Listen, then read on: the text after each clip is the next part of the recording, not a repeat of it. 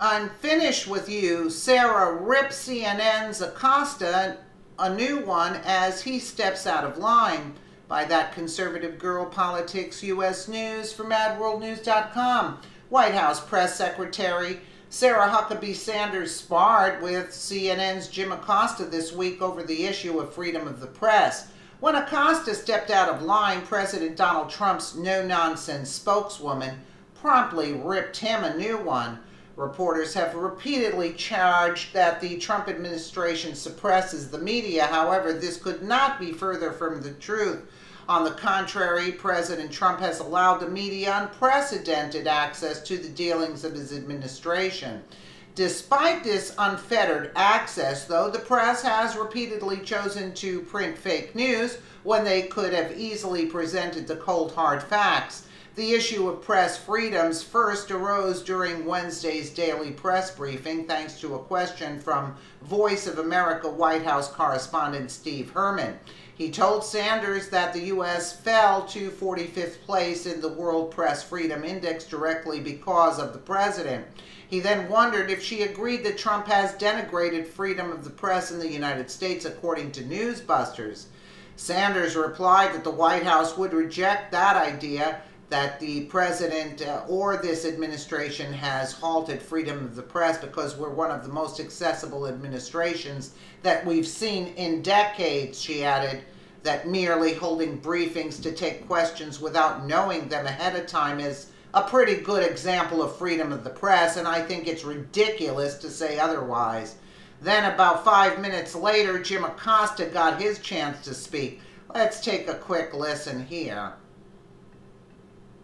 I just wanted to follow up on Dr. Ronnie Jackson. Yesterday, the president suggested that Dr. Jackson does not have the experience to run the Department of Veterans Affairs.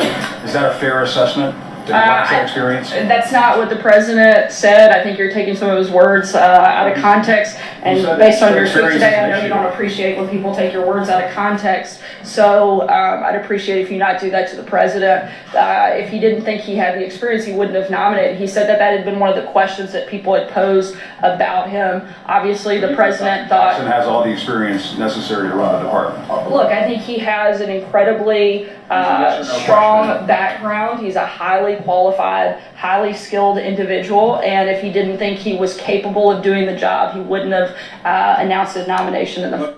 Why are they always questioning Trump's ability? Here you had Obama stuttering through the whole message, Obama, and believe you me, Obama was given questions prior to the interviews. You know how biased that the media was with Obama. Are you kidding me? Just a few months, just since you brought up being taken out of context, it seems to be a press-related question. Are you trying to say that this administration is a champion of a free press? I certainly think that, as I stated a moment ago, we support a free press, but we also support a fair press. And I think that those things should go hand in hand, and there's a certain responsibility by the press to report accurate information. I think a number of people, I'm not finished, I think a number of people in this room do that every single day. They do their very best to provide fair and accurate information.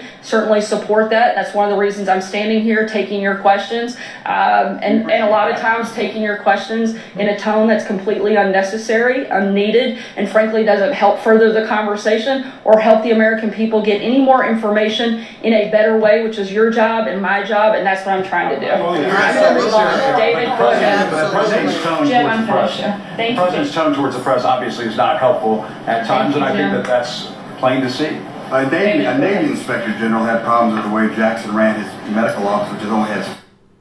Absolutely, because the tone, you see, you know, it's exactly that. Like, in other words, we're trying to get the American people more information, it says here, in a better way, which is your job and my job, and that's what I'm trying to do.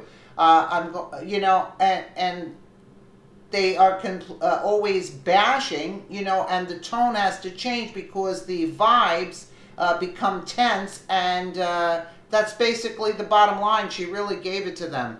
The media's disdain for President Donald Trump seems to have derive from the fact that he uses social media to reach people, the American people. Yeah, they don't like that because Donald Trump has one up on them.